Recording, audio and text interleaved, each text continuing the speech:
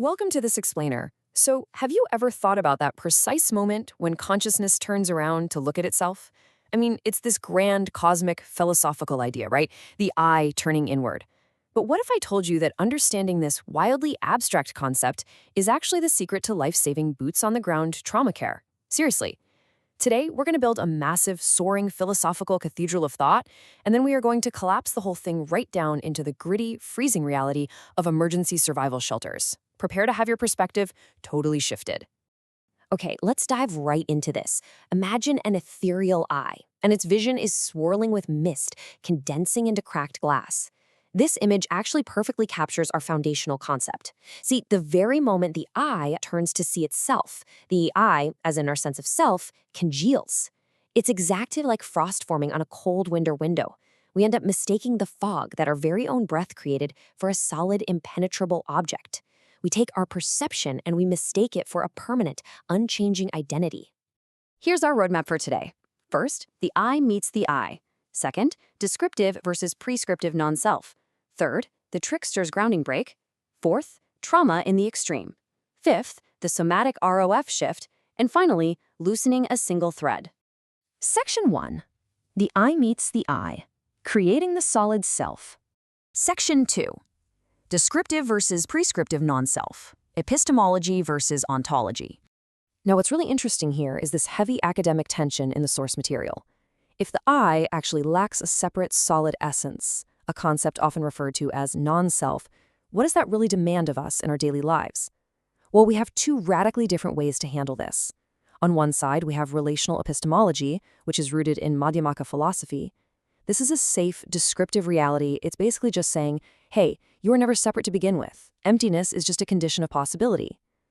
But on the flip side, ontology turns non-self into a prescriptive command. It becomes this really heavy burden that demands ascetic self-erasure. And the sources warn us about a super dangerous sleight of hand here. Sometimes people will use this high-level prescriptive philosophy to reframe a genuine human lack as fullness. Why? Simply to avoid the raw vulnerability of admitting they actually need something from someone else. To escape that trap entirely, the sources draw on Spencer Brown's logic of distinction. The boundary between you and the outside world is actually meant to be a seam. Think of it as a permeable meeting place where two nothings basically agree to meet so that something can happen. But here's the catch. To put things into perspective, every single second, your nervous system is flooded with roughly 11 million bits of raw sensory data. 11 million. But your conscious perception, it reconstructs all of that into a lossy compression artifact of just about 50 bits. That's it. And when that highly compressed 50-bit summary of the eye calcifies, that permeable seam hardens into a rigid wall. It becomes an impenetrable defense mechanism. So we transition from simply noticing pain to identifying as an angry or broken person. And that wall, that's what causes immense, immense suffering. Section 3. The trickster's grounding break. Coyote's disruption. So naturally, the question is, how do we stop the seam from turning into a wall? How do we keep our beautiful, soaring philosophical cathedrals from devolving into cold, disconnected fortresses? Well, we need a break to ground us back in human-scale reality. Enter Coyote, or as known in the Lakota tradition, Iktómi, the trickster. Coyote forces the eye to turn by creating absolute chaos. He literally licks the frost right off the glass of our philosophical self-importance. He injects humor into the situation, which acts as a sacred break. It instantly collapses our grandiosity and points our attention right back to the simple, messy web of actual human relationships. There's this brilliant quote from the Trickster Sonata that hits the nail on the head. It says, "Emptiness is not a conclusion you arrive at. It is a room you are already standing inside. Now dance, or the mice will start charging rent." I love that. It proves that meaning is an active, daily doing. It's what the sources call a jazz why, a musical motif that you re-improvise every single day. That's completely different from a tablet why, which is a static, rigid purpose carved in stone that just shatters the moment your circumstances change. Section 4. Trauma in the extreme. Code blue and code red environments. Okay. Let's see how this builds when we take it out of the abstract. How does the trickster's break and this whole concept of the seam actually apply to boots-on-the-ground, survival mode reality? Think of code blue environments, like freezing overnight emergency shelters, and code red environments, dealing with sweltering extreme heat responses. In these incredibly high chaos survival mode settings, people arrive in states of severe physiological dysregulation. Now, if you try to use traditional insight-based therapy, asking a freezing, deeply traumatized person to philosophically self-reflect, that lands as a crushing, overwhelming demand. It literally forces them to stare at their own wall, which usually just causes shame. But somatic-based regulation? That's grounded. It works directly with the body and the immediate relationship.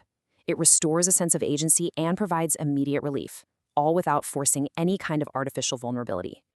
Section 5. The somatic RF's shift, treating the seam, not the wall. And this brings us to a literal life-saving adaptation in trauma-informed philosophy, the somatic ROF shift. This is an operational framework designed specifically for these chaotic environments to treat traumatized individuals not as broken fortresses, but as permeable seams. And the ROF protocol is absolutely brilliant. It happens in 4 microdosed steps, often taking 90 seconds or less to bypass the ego's wall. Step 1 is regulate. This is purely somatic, safety first, like just feeling your feet on the floor. Step 2 is relate, a low-demand presence, where it's really just 2 nervous systems sharing a room together. Step 3 is reframe, and this is exactly where Coyote comes in. You use an externalized trickster story so the person can try on a new perspective without exposing their own personal wounds. And finally, step 4 is root, just choosing one tiny concrete next step for the next 24 hours. Now, when you're in those extreme code blue and code red settings, this protocol operates on some very specific survival rules. First, the environment itself, like handing someone a warm blanket or a cool drink, becomes the co-regulator. Choice is absolutely non-negotiable here.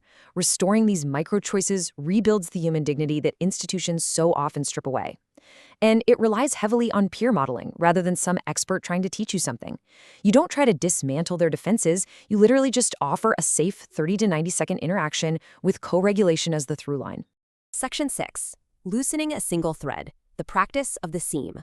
So, bringing this all full circle back to our macro philosophy, the crucial point is this: we don't dismantle the wall, we just help them loosen a single thread. By actively applying the trickster's break and keeping things somatic and relational, we enact what's called the practice of the seam. You see, the RF protocol works precisely because it acknowledges that 50-bit lossy compression of our identity without attacking it head-on. It gently invites the traumatized person to realize that their massive protective wall is actually just a seam, and it's held together by threads of old stories. And they don't have to tear the whole thing down. They only need to let go of one thread at a time. Ultimately, whether you are in an armchair studying deep academic philosophy or you're sitting on a cot in a freezing emergency shelter, the invitation is exactly the same. The eye is always turning, and the frost is always going to congeal. But meaning is a doing. It's a jazz-why. So I want to leave you with this question to ponder long after this explainer ends.